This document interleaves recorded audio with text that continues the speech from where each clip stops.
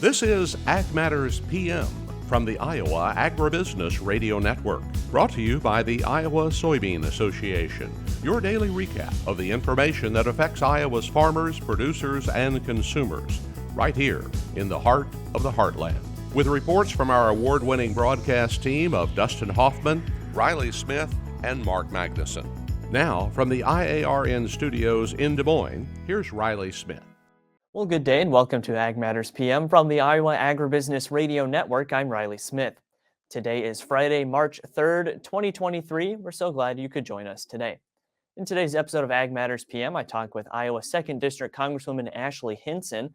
We also have a check of that ag weather outlook, but first, let's run down the markets. It's time now for the Ag Matters PM Closing Market Summary, your source for market analysis and settlement prices from the day's trade in Chicago, courtesy of the folks at agmarket.net. At the end of another trading day in the ag marketplace, we go for a bit of analysis to Tyler Schau of agmarket.net. Tyler, what did we see going on in the grains today?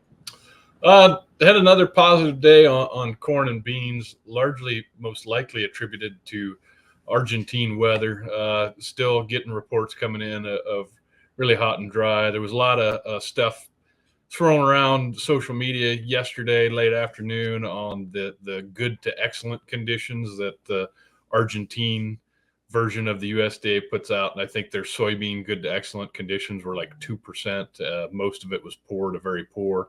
So, a reaction to the beans to the upside off of that information. Corn, it sort of does feel, again, like maybe there's some export business, if not being done, at least talked about. We're starting to see some basis bids out in the Pacific Northwest on corn pick up and strengthen a little bit. And for a long time, that market was pretty silent. So that's a good sign to see. Maybe our corn finally got cheap enough to stir up this export market a little bit. Well, and with that Argentina news, we've known for a while that things aren't looking too great down there. And honestly, the Brazil crop's going to make up for so much of that South American demand. So do we think that this will have too much of an impact in the long term with those crop conditions? You're right. Brazil's going to raise a monster crop of soybeans. The issue is Argentina is going to have to import some of those Brazilian beans. So when you do the math on the world stage, while the world supply of beans is probably going to increase, even with the Argentine number being down this year, our crush build out for this renewable diesel is picking up in the U.S. So the idea is world demand is increasing for vegetable oils. So any loss of what could possibly be out there is just going to fuel this fire. And I mean, my opinion is that's, even though, yes, Brazil is going to probably produce enough to at least make up for this loss, we're in a market now that's more demand driven just on this world vegetable oil market. There's some stories coming out of Malaysia, some flooding that's disrupting the Malaysian palm oil. So you've got a lot of these different oil markets that are sourcing or looking to source oil wherever they can get it. And that's just going to keep a premium on beans as long as we keep hearing stories of countries with weather issues. And then with the corn demand picture, is that mostly from the lower prices that we've been seeing recently? Because honestly, a lot of producers were like, well, I don't want to see those lower prices, but they could come back up if we see that demand kick up from that kind of discounted corn price. Yeah, I think that for a long time, U.S. corn was the most expensive game in town. It's quickly becoming one of the cheaper products there is. So you're going to start to see the world market flow to here. That's largely because Brazil, they were shipping out a lot of corn. I won't say they're out, but their program is going to move over to shipping out beans and getting them exported out of the country. We all know about the issues they have in the Ukraine. While that corridor is open and they are moving grain out, it's expected that their corn crop was lower last year than the previous year, and then is expected to be even lower again this year. So we're going to be probably one of the few players in town here over the next 6 months, and it just took time for our price to get cheap enough. The other thing I think happened was, people were looking for a break in the corn price. When it finally came, I think a lot of buyers just stepped out completely, waiting to see how low it could go. Now that it's found some footing and is kind of hovering in that 640 range, I think you'll probably start to see them getting more comfortable stepping up and buying some. All right. What are we seeing on the other side of the marketplace in the livestock complex? Kind of a reversal of yesterday's move. There's been a lot of the technical analysts been calling for a setback in feeder and fat cattle prices. We got that yesterday. We actually kind of had a key reversal on Wednesday. Saw kind of a setback in both the fat and the feeder market yesterday, and it just came roaring back today. The feeder calf index, which measures the average cash price in USDA reporting barns for about an 8-weight steer, was up $1 today. We're hearing reports out of a lot of sale barns across the country of some big time numbers being bid up for cattle that are going to go into feedlots or going to go out to grass. I've heard a few reports of almost $3 calves for 5 weights. Saw some today of some 8-weight steers that were bringing, in that $200 range. So they're the market, the buyers are out there. They're trying to find the calves, and that's pushing this market up, and it's helping the futures market. Hogs, kind of a ho-hum day. Didn't really do a whole lot either direction. You could argue kind of the same as fat cattle. Had a reversal down yesterday, and then went and got some of those losses back today. Lots of great information today, Tyler. For those of our listeners and our viewers who would like to get in touch and learn more from the folks at agmarket.net, how can they do that? Check us out on our website, agmarket.net. You can look up a broker in your area. You can sign up for our Intel. We offer Intel for a 30-day free trial. And if you want to call me direct, the number 701-987-6009.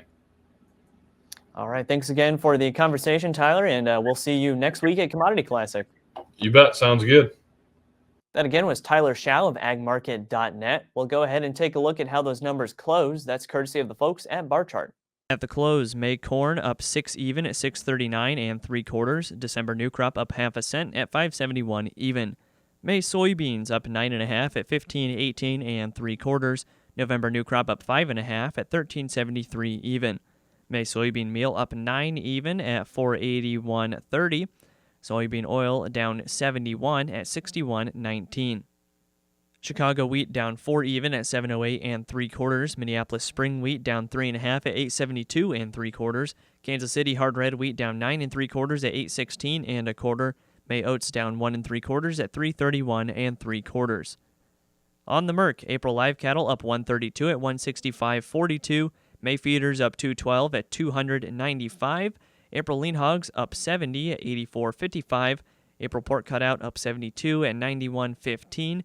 March Class 3 milk up 9 cents at 17.80. And that's been a check of the markets here on Ag Matters PM. We're going to go ahead and take a quick break to hear from our sponsor, the Iowa Soybean Association and the Soy Checkoff. When we come back, I talk with Iowa 2nd District Congresswoman Ashley Hinson about some of the things going on in her office right now. This is Ag Matters PM.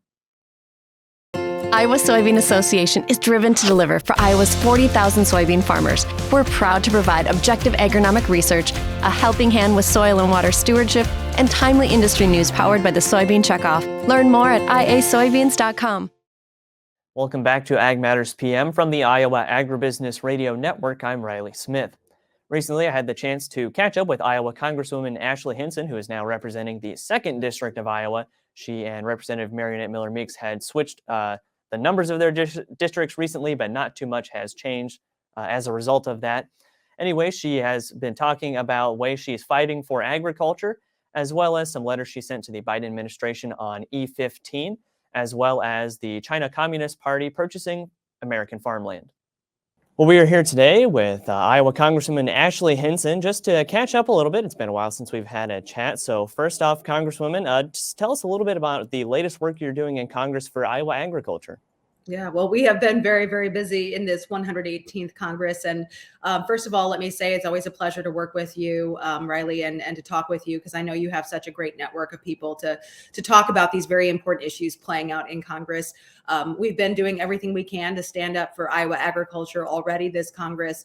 specifically when it comes to E15 and pushing back against the EPA, which seems to be a fight that we have to fight ongoing through every Congress. But it really seems that the EPA has been dragging its feet when it comes to ethanol.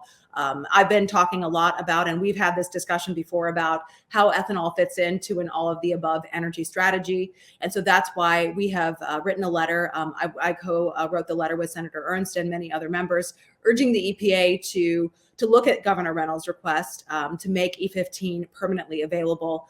The way I see this, again, this is about consumer choice. This is about supporting Iowa agriculture. And when you look at the potential impact, I wrote this number down. It's $20.6 billion in annual fuel cost savings for consumers. That is a huge amount of money. And especially when you continue to see inflation where it is right now, we need to be doing everything we can to drive down those fuel costs. And the way I see it, this is a prime example of a place where we could do that. Right, and that all of the above strategy is kind of the key word for it, because it's not like we're asking to shift the whole fleet over to a different energy source. We just know that this could be a supplement that would help out with that. And I know that we weren't expecting to hear from it in the State of the Union address, but it was a little disappointing at the same time to not hear anything on ethanol or energy strategies like that from the Biden administration. Yeah, I mean, it was completely silent on agriculture. And I think that that's really a miss for the Biden administration, especially when you look at the situation around the world. We have such an opportunity with agriculture for trade and for finding new markets. And that, I think, is a great opportunity for us to also focus on national security. Food security is national security. Fuel security is national security. And so that's where I think this conversation was definitely missing from the State of the Union address. And I was critical of the president for that. And I'm hopeful that they will come to the table. And again, the EPA will listen up and get their rear in gear to get moving on E15 policy. Right. And then what would that policy look like kind of specifically from a legislative standpoint on a year-round E15? Because I know last year we just ended that summertime moratorium. What would it look like? Would it just be a bill that says, hey, it's year round now? What specifically would it be? Yeah, and I think it could be that simple. And we have legislation that we're already looking at reintroducing this Congress to do exactly that. What it comes down to is, again, this letter, I think, is the first step, continuing to put that pressure on the EPA. We will absolutely follow up with legislation if we need to, not only for E15, but to push back against policies that we see as being destructive toward the ethanol industry. All right. And then we know that you're very active in your district as well, obviously taking a lot of tours through your counties. What have you been hearing recently on things that people from your district want to see in that new farm bill this year? Yeah. Well, just last week, I actually had a roundtable with some folks in Butler County with the Butler County Farm Bureau, visited the Bolin Dairy Farm there, also held a roundtable with women in agriculture in Manchester, because I think what this is about, hearing about from folks in my district when it comes to the Farm Bill, we need to make sure Iowans' voices are heard. So this is going to be a really long process, and we need to make sure that the Farm Bill does address the true needs of our Iowa producers and our manufacturers in the agriculture industry. So that's what I've been doing out in the district, is hearing from folks about their priorities. Definitely crop insurance is something that comes up at every single stop, just for that long-term certainty, preserving the programs that farmers know and trust, and making sure those don't see reductions in access to those programs. And then also focused on, again, trade, a lot of conversations focusing on trying to find new markets for products going forward. So that's kind of what I've been hearing out on the road, but I'm going to continue to do that. I now have 22 counties in my new district. So as you can imagine, going to be hearing from a lot of folks in the next couple months leading up to the Farm Bill making it to the floor. And then what would be the best way, for those people in your district to kind of get a hold of you, or just to talk about those things? I mean, are those roundtables kind of the best situation? Do you have more of those coming up? What should they expect to do?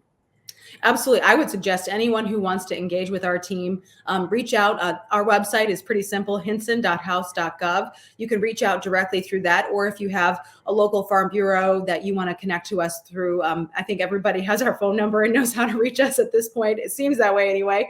So make sure you're just connecting with us. We want that individual producer feedback as well about what is working for you.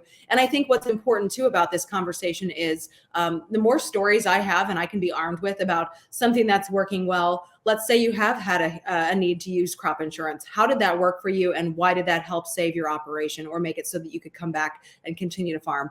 Those stories are helpful for me as I'm coming to the table with GT Thompson, who is doing a great job in chairing our ag committee and going to be moving that farm bill forward. So just visit our website, and we're going to be, again, out in the district a lot over the next couple of months, getting that feedback directly from people. All right. And then one last thing is, China's been kind of a big topic recently of just things that are going on. And of course, we still have the issue of the Chinese Communist Party purchasing American farmland, which, always feels like just such a weird situation to have. You want that farmland to stay with the American farmer. What are some of the things that you've been working on to kind of block that and keep it in the hands of U.S. farmers? Yeah, well, the way I see it, we should not allow another acre to go into the hands of the Chinese Communist Party. I'm actually serving on the Select Committee on Strategic Competition with the Chinese Communist Party. I know that's pretty wordy, so we just call it the Select Committee on China. But our goal is to come up with policies to push back on the CCP's aggression.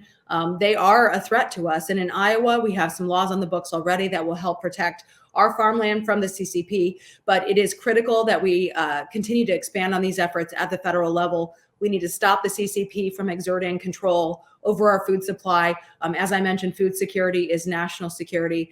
And then obviously a huge concern there. Do they have access to any sensitive military sites in the U.S.? If they're buying up farmland by those sites, obviously under the guise of agriculture, but using it for espionage, that's a huge concern. So I'm a co-sponsor of the Farm Act, which would also allow for our agriculture secretary to have more oversight on foreign purchases of land. I think that's really important. And then our committee is going to be continuing to look at how do we follow the money here? Because really what it comes down to is how is the Communist Party of China funneling money into these kinds of investments? So we're taking a look at all of those policies over the next couple of weeks, and I'm very much so looking forward. Our first hearing is actually on Tuesday night. I think it's 6 o'clock Central Time. Right. And we know that, even at the most basic level, this is just one of those common sense things, because, of course, we'd want to keep this farmland in the hands of people who are going to use it properly. Absolutely. And I say this all the time, but Iowa farmers are the best stewards of their land. They know their land, and we want to make sure that that land can continue to produce for generations to come and not be used, again, to undermine our national security, which is what the Chinese Communist Party's intent is in investing in this land. And we have to be clear, too. We live in a global economy. We cannot completely decouple everything around the world. We want foreign investment in this country because it does create jobs and create more access for Iowans and Americans, but it has to be the right investment. And it certainly can't be from someone who is an adversary, who is blatantly provoking us by sending spy balloons across our country, or spying on Americans, or stealing our seats, as we've found here in Iowa by the Chinese Communist Party. So it's time we stand up to that, and we put a stop to the espionage state that they have enacted in our country. And that starts by saying no to any more acres of farmland. We can't allow them to buy that land. All right. And is there anything else going on soon, just in your office, or things that you want to kind of flag for our listeners and our viewers to know? Sure. Well, I would say, first of all, I mentioned our website, hinson.house.gov. I do regular town halls through the district. In my first term in Congress, I did a town hall in every single county that I represent. So I'm working on making my way through the new district, as I mentioned already. So we put all of those upcoming town hall meetings in our newsletter. So if you're not subscribed, I would say log on to our website, hinson.house.gov, click subscribe, and then you'll be up to date on where I'm going to be in the district. All right, lots of great conversation today, Congresswoman Hinson. Thanks for taking the time to visit with us, and we look forward to talking to you next time. Thanks, Riley. That again was Iowa 2nd District Congresswoman Ashley Hinson. As for right now, let's go ahead and take a look at the ag weather outlook. Well, the weather has been fantastic recently as we transition into that more spring weather pattern. Today, we're looking at pretty much decreasing clouds, but then into tonight, those clouds will come back a little bit as some parts of the state tomorrow will have a chance for rain or snow, but the temperatures will be too warm for really anything to stick around if there is snow at all. Those highs ranging from like the low 40s to low 50s. So honestly, just looking to have a beautiful weekend and beautiful weather just moving forward. So let's go ahead and take a look at what the National Weather Service has in store for the next 24 hours. As you can see from the National Weather Service, we have some great weather for this weekend. Today it'll be mostly sunny across most of the state and cloudy in the east. Highs ranging from the low 40s to low 50s. Tonight there will be increasing clouds across the sky throughout the night, with lows ranging from the upper 20s to low 30s. Tomorrow there's a slight chance for precipitation early on in the day, then those clouds will decrease once again, highs ranging from the low 40s to low 50s. And taking a look at the affiliate weather map for tomorrow, Cherokee will see a chance for snow in the morning and then decreasing clouds with a high of 41. Shenandoah mostly sunny, a high of 52. Des Moines mostly sunny and 51. Waterloo cloudy with a chance for rain and a high of 46. Albion mostly sunny and 52. Clinton will have cloudy skies, decreasing clouds, and a high of 47. For more detailed forecasts in your part of the state, make sure to check in with your local Iowa Agribusiness Radio Network affiliate. That's been a check of the Ag Weather Outlook, and that also brings us to the end of this episode of Ag Matters PM. You can find all of our content on our website at iowaagnet.com. You can also follow us on social media at Facebook, Twitter, TikTok, and LinkedIn. And you can find all of our video content as well as previous episodes of AMPM on our YouTube channel. So make sure you subscribe and hit the notification bell to see when those videos go live. Don't forget as well our free Twice Daily Market podcast on Apple, Amazon, Google, Spotify, and Podbean. From the IARN studios in Des Moines, I'm Riley Smith. On behalf of Mark Magnuson and Dustin Huffman, we thank you for watching. This has been Ag Matters PM.